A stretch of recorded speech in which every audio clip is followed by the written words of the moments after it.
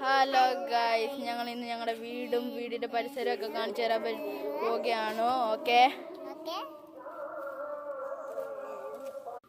Guys, നിങ്ങളിപ്പം കണ്ടോണ്ടിരിക്കുന്നതാണ് ഞങ്ങളുടെ rambutan മരം.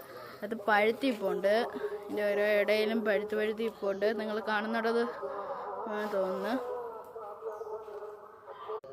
ഗൈസ്, ഞങ്ങളിപ്പോൾ ഇത് പിച്ചാൻ പോവുകയാണ്. ഞങ്ങൾ പിച്ചാൻ പോകുക ഈ പൈപ്പിൻ്റെ തോട്ടി വെച്ചാണ്.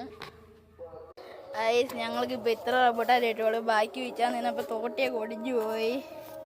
അടുത്ത ഞങ്ങൾക്ക് നമ്മുടെ ഫിഷ് ടാങ്ക് കാണാം. ഓക്കെ വാ ഗൈസ്, ഇതാണ് ഞങ്ങളുടെ ഫിഷ് ടാങ്ക്. ഇത് ഫ്രിഡ്ജ് വെച്ചാണ് ഉണ്ടാക്കിയത്. ഇതിനകത്ത് ഇപ്പം കിടക്കുന്ന മെയിൻ ആൽബിനോ റെഡ് ആണ്. ഇത് നല്ല ചുമന്ന കളറുള്ളത് മെയിലും മറ്റേ ഇച്ചിരി വെള്ള കളറുള്ള ഫീമെയിലും ആണ്. ഇതിനകത്ത് ഈ കുറേ മീനുണ്ട്. അത് അടി പോയി കിടക്കുകയാണ്. കിടക്കട്ടെ, ഇപ്പോൾ ഒരു മീൻ അടി കൂടെ വരുന്നുണ്ടോ? അത് ഫീമെയിലാണ്. ഇതോ അടുത്തതായിട്ട് നമുക്ക് എൻ്റെ വീട്ടിലുള്ള വേറെ അക്വേറിയാണ്. ഇതിനകത്തൊരു ആമ ഉണ്ടായിരുന്നു. ആമ രക്ഷപ്പെട്ടു പോയി നീന്തി. അടുത്തതായി നമുക്ക് എൻ്റെ വീട്ടിലെ ആറിൻ്റെ കടവിലേക്ക് ഇതാണ് സ്ഥലം. ഇവിടെ എൻ്റെ അച്ഛൻ ഫിഷ് ടാങ്കിനകത്തുള്ള ആൽബിനോട് എൻ്റെ അച്ഛൻ്റെ ആണ്. ഇത് ഞങ്ങളുടെ വീട്ടിൽ ഡ്രാഗൺ ഫ്രൂട്ടിൻ്റെ ചെടിയാണ്.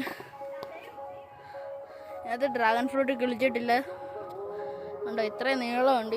ഇത് അബു എന്ന് പറയുന്ന ഒരു ഫ്രൂട്ടിൻ്റെ ചെടിയാണ്. അടുത്തത് ഇത് സപ്പോട്ടയുടെ ചെടിയാണ്. ഇതിനകത്ത് 5-6 വട്ടം സപ്പോട്ട വിളിച്ചിട്ടുണ്ട്. ഇത് പൂവമ്പഴത്തിൻ്റെ വാഴ. ഇത് കുറേ വട്ടം പൂവമ്പഴം.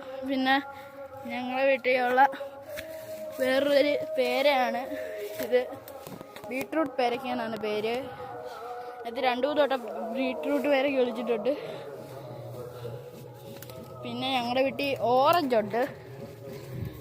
ആപ്പിൾ വെച്ചിട്ടുണ്ടായിരുന്നു, അതൊന്നും കിളിച്ചില്ല. പിന്നെ ഞങ്ങളുടെ വീട്ടിൽ ഓറഞ്ചിൻ്റെ ചെടിയുണ്ട്, അത് വാടിപ്പോയി ഗൈസ്.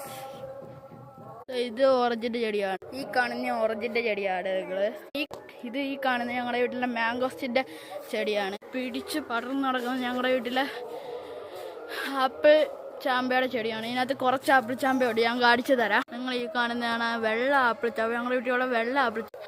എന്നാൽ ശരി ഗൈസ്, ഇത്രയേ ഉള്ളൂ ഞങ്ങളുടെ വീട്ടിലെ സാധനങ്ങളൊക്കെ. ബൈ.